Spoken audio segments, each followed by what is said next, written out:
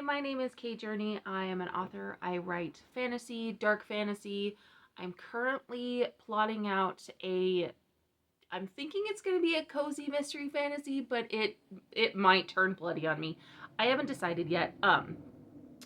It is a mystery and I'm really excited about it, and I am going to use this as a segue into the writing challenge that I'm going to be starting. Okay, so this year, to mark my return to YouTube, I used to do some planning videos and some art videos and was kind of all over the place. In the last few years, I've really solidified kind of what I want with my life, and I've really focused on my writing. And, I've done nano for the last couple of years, and if you know, you know. I don't want to go over it. I don't want to talk about it. I was really uncomfortable with the stuff that was coming out last year around the end of November, all the information that was kind of coming out and what we were finding out, and then this kind of latest stunt really just kind of dropped me off the nano train. However, nano is how I got back into writing 2 years ago. So this November will be 2 years since I started writing again, and not doing it feels really kind of sad for me. So this year instead, I'm doing two different things. So I'm doing Kate Kavanaugh's 100,000 words in Q4. Yeah, it's Q4. And also Sarah Cannon's Rough Draft Challenge. I'll be kind of doing them in tandem. I'm using the same word count for both. However, my goal for just the month of November will be about 40,000 words. We are heading into October. My goal is to write about 20,000 words at the end of October, and then 40,000 words in November, and then another 40,000 words in December. We will see how that goes. I'm hoping to get more done in October than the 20,000 words, just because I would like some time off in December. My kids will be, I have 4 children. They will be on their winter break, and I would like to take winter break off. So those are my goals for Q4. I want to write a book and about 100,000 words, and I want to take 2 weeks off at the end of December. Oh, and I'm starting a Substack. So by the time this goes live, I've been doing a blog on my website for a few years now, and I'm finding that the hosting of it and the way that it's set up has been made it increasingly difficult for me to find people who are interested in my work. So I'm switching over to Substack, and I haven't decided what I'm going to do about my website yet. That's kind of all up in the air. Some of the things that I'm going to be deciding over the course of this next quarter. But for now, all of the writing, all the blog posts and things that I'm doing will be turning into newsletters, and they will be over on Substack. And in December, I will be starting some paid subscriptions. I'll talk more about that then. So anyway, I am really glad to be back. I will be doing weekly vlogs, weekly writing vlogs. Hopefully I will be posting every Sunday. I'm gonna say Sunday, maybe. But I'm not going to limit myself to just posting on those days, or guaranteeing that I post on those days, because I do have 4 kids. I am working for myself. And things happen. I mean, I was supposed to be where I am right now in this writing process in September, and then my youngest, who is 4, she started preschool. She got very sick. She started to get better. She caught another cold. She started to get better. She caught another cold, which turned into a sinus infection, which a week later, the antibiotics hadn't even touched it.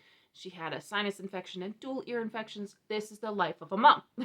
It's going to be, I have goals, but I'm not going to make any promises, because it's mostly not up to me. I do what I can with the time that I have. So those are my goals for Q4. I will also be potentially doing some planning videos. I have not decided whether or not I'm doing planning videos, specifically because I kind of really want to focus on my writing. So if you guys are interested in seeing my planning videos, I do extensive planning. I have a planner that has a separate section for my plans, a section for self-care, a section for writing, and a section for business stuff. And it's intense, and it's a lot. And if you guys are interested in seeing me kind of set up those monthlies and what that looks like, and how they kind of work in tandem together, and how I put it all together and then pull it all apart so that in the mornings I can focus on self-care, and in the afternoons I can focus on writing, that kind of thing. So if you're interested, let me know in the comments. And yeah, I'm super excited to be back, and I don't know what else to say. So I guess we're gonna jump into the vlog part of this because I'm thinking it's gonna be a vlog. Once again, I am back. I'm returning, and I am very awkward and very weird and not comfortable being in front of a camera. I haven't been in a while. It's been a long time. I left YouTube specifically because I wasn't gaining any traction, because I was not enjoying what I was doing. So this time around, instead of having like set rules for what I'm going to do and, you know, these scripts and things like that, I'm just winging it. I'm winging it. I'm going to have a good time. I'm going to be doing what I do with my blogs, which is where I kind of come in with a vague idea of what I know I'm going to talk about, and then I just kind of go. And I'm really hoping that that format and that kind of freedom will really help me. So to get into the actual vlog part, it is almost noon. My youngest will be out of school at 2. I have to leave here in about 2.5 hours. I have to leave here and go pick her up from school. Yeah, anyway. Excuse me. So, what am I working on today? This is where I'm at. I'm starting note cards. So, we are working on a project called, there is no we. It is me. I'm working on a project that I'm calling the Book Club book. And the Book Club book, bleh, say that fast, is actually a kind of murder mystery, fantasy murder mystery. It's about this witch who lives up here in the Pacific Northwest, which is where I am, in this fantasy little town that's like just a teeny tiny little podunk town. There's a bunch of them out here, so it's not like it won't fit in. And she owns a bookstore, and she runs a book club for the local other like magical creatures. So her best friend is a Gorgon that owns the bakery. There's a dryad who owns like the nursery store where like farmers come and get, you know, seeds and potting soil and things like that. I haven't researched that enough. I will be researching that more. I am not a farmer.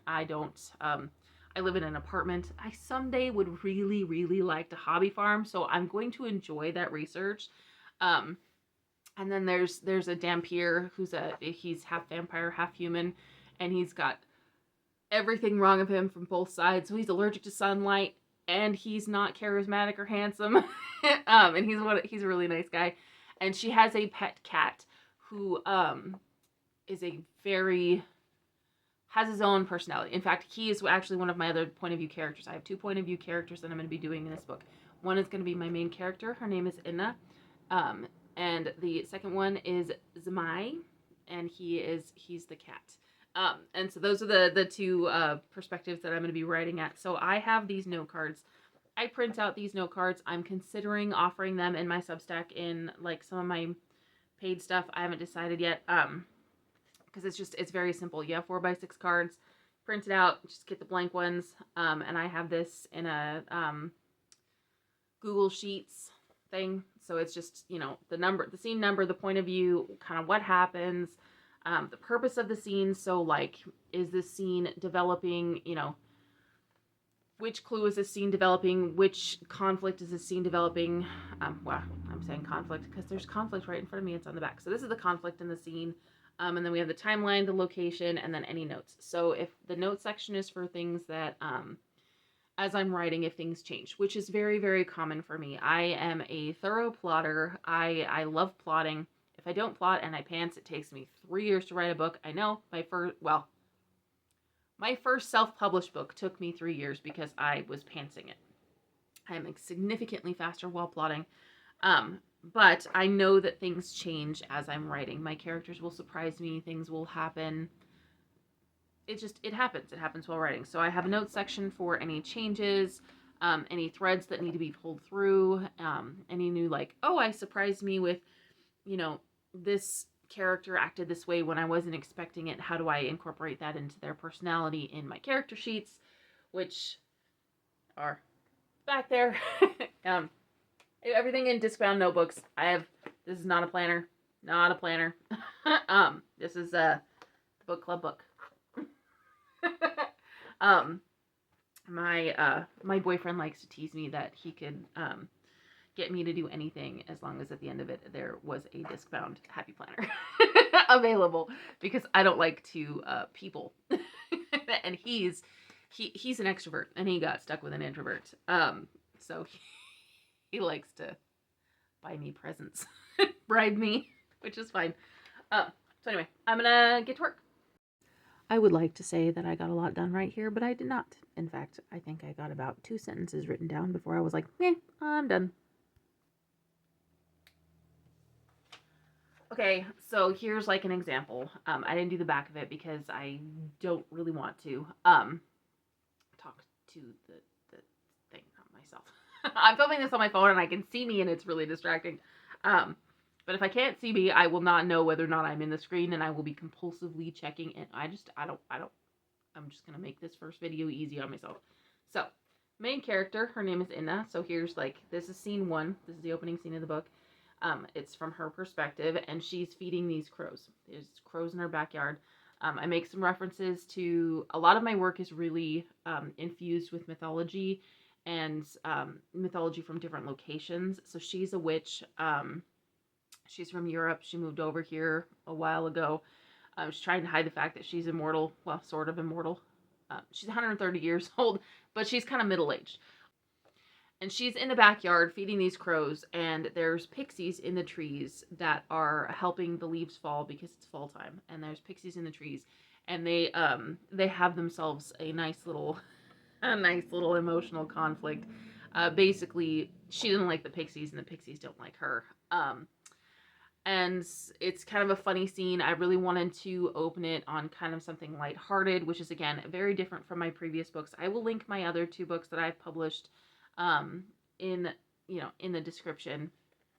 However, I'm looking over there, thinking they're over there. They're not. But this book is, those books are very, very dark. They're dark fantasy. They're bloody, especially the first one. The first one is very bloody. The second one is a little less. The third will be worse. Yeah. And the 4th and 5th are, they're going to be a little traumatizing to write. I already have them all plotted. I have to book 12 plotted out. So I am invested in that series. But this is kind of a side project that jumped on me, that I feel really deeply emotionally invested in. It kind of has been building in the back of my head for the last 6 months. And I've been telling myself that I'm not going to work on it because I wanted to get book 2 finished and jump into book 3. And then I had written most of book 3. So here's my drama. I wrote 70,000 words of book 3. Got 70,000 words down, and I hated it. Absolutely, absolutely hated it. I didn't like the direction that I took my main character. I didn't like that there were certain parts in the plot that were really overly emotional in the very beginning. And the problem is I end book 3 in a place where my main character is deeply emotional. So jumping into book 3 was difficult, and I cried a lot. I had worked through a lot of trauma working on book 3. Unfortunately, I just couldn't salvage those 70,000 words. There was nothing in there that I actually wanted to publish. It was like a labor of deep, intensive self-therapy that never needs to see the light of day. So when I realized that I absolutely hated it and I was never going to publish it, I sat down and I said to myself, ending at the beginning at the end of book 2 and going to where I wanted to start book 4, how could I completely change this entire journey? And I did it, and I love my new plan. I'm really excited about my new plan. I am more excited about this one. And I just thought, I don't really have, I'm just starting out. I don't really have all that many people waiting for book 3. There's no serious demand on my time for me to work on that series right now. So I might as well take a break, take a beat, work on the thing that I'm really excited about, and then get back to it when I've kind of had a little bit of a palate cleanser, because I am really sad about spending 4 months on 70,000 words on a book that all it did was make me cry, and I'm not even going to publish it. And that happens. That's the life of an author, especially a beginning author, because I don't have 30 books under my belt. I have 3 published ones, one that's not going to get published, and then 2 that I wrote as a teenager, that once again will never see the light of day. No way. I might take some of the elements from those. I really, really like the dragons and the way that I did that, but the rest of those books needs to just no. So, which is fine. You know, that's the way it is. I'm learning. I'm developing these skills, and these last 2 years of writing, even though I only have one new book to show for it and a completely revamped first book, I redid my first book, and it's a million times better. I self-published my first book back in 2015, and I didn't advertise it. I didn't do anything with it. I had no idea what I was doing, and then my life just completely imploded, and it was chaos for a good solid 5 years. And then I kind of started to find my feet again, and I started painting more, and then 2 years ago I started writing again. And then so I wrote book 2, and then I went back and looked. Well, I started writing book 9, which is my first nano back. I did 35,000 words of book 9, and I didn't know it was book 9 at the time. And then I kind of was like, well, how do I want to do this? Because by the time I'd written those words, I was like, okay, this is definitely book 9. And then I jumped back and I completely revamped the first book and started working on the second book. And I kind of did those two in tandem. And then while I was finishing the second book, I jumped into the third book. And so I was kind of back and forth. And I'm learning how I work. I'm not really one who wants to work on one project at a time. I found that if I have one project at a time, if I'm in a difficult spot with it, I'll kind of just get stuck. Whereas if I have a secondary project, I'll work on that, and then it'll kind of inspire the first project. Excuse me.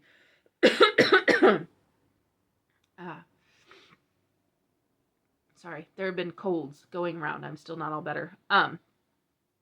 So anyway, I am deciding to jump into this murder mystery one because it is a huge palate cleanser after the fiasco of book 3. Partially to be like my number one priority so that book 3 can be kind of the fun thing that I'm working on the side when I'm cheating on this book. I cheat on my books. So I am planning on having this be my committed project for Q4. And hopefully it'll be finished by the end of Q4, or at least ready for, editing, major edits. But I plan on cheating on it with some book 3 too. So writing a mystery is wildly new to me. And one of the big things that I'm learning about writing mysteries, because I've read mysteries. I'm a huge Jim Butcher fan. His Dresden Files series is like one of my absolute favorite series of all time, by far. But I don't usually write in first person, and I will not be writing in first person for this book. And if it becomes a series, still not writing in first person. Just because I know that because I write in third person elsewhere, I'll really struggle with the transition, and I will mess it up a lot. But one of the major things that is different between the fantasy that I've been writing and this new type of fantasy, this murder mystery fantasy, is that I need to be dropping clues, and I need to keep track of the clues that I'm dropping. So, I have a key. I have a key for victims, clues, red herrings, and everyday magic. Another thing that I wanted to do with this book is, all of the books that I've written so far that I plan on self-publishing are contemporary fantasy. And this one is, no exception. It's going to be contemporary fantasy. But I wanted to make sure that I added in a lot of everyday magic into this. So I wanted to throw in there's gnomes that work with my dryad, who's, the nursery owner. And then there's, brownies that work with my gorgon, who owns the bakery. I have yet to decide what the Dampier and his family does. It needs to be something wonderfully intimidating for his vampire father and his older Dampier brothers that are the charismatic. They don't have the weaknesses of the vampire, and they don't have the weaknesses of the humans, and they're fabulous brothers. And he's stuck, allergic to sunlight and derpy. I shouldn't say derpy. He's clumsy. He's bookish. He's super, super intelligent. He's kind of I want to say he's more like my sidekick character, because the cat is definitely not a sidekick. If anything, my main character is the sidekick to the cat. But that's a whole other thing that will come to light when the book is published. I love the cat. I love the cat. All of my ideas for the cat are just really wild. I feel a little bit like Dean Koontz. He loves to write from the perspective of dogs in his books. There's several books that he has where it's from the perspective of these dogs, or where there's dogs that are like incredibly important main characters. And I'm kind of feeling like that with this dog, or with this cat. Like, this cat is just he's a wily one.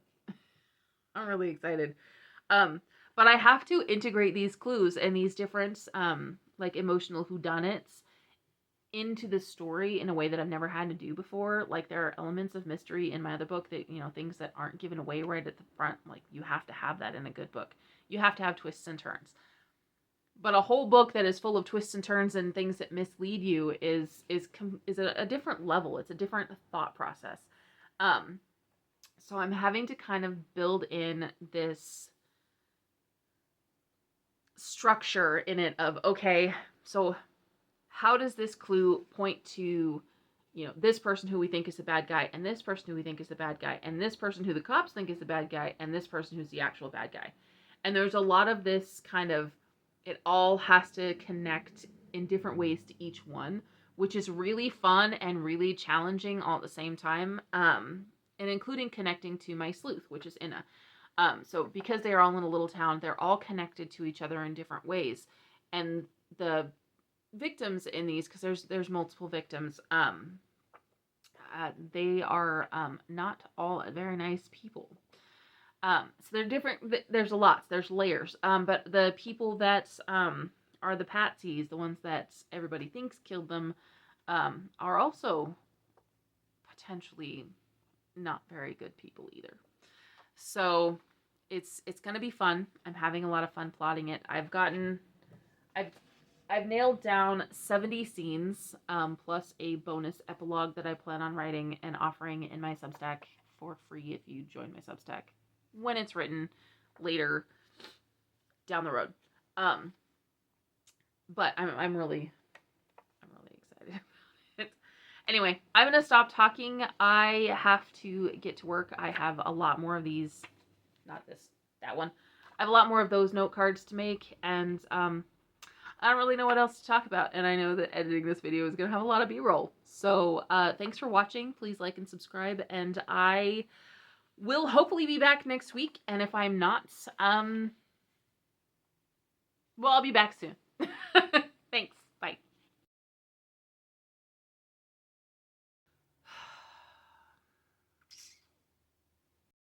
Hi, guys. Okay. Okay. You're gonna have to get used to this skin.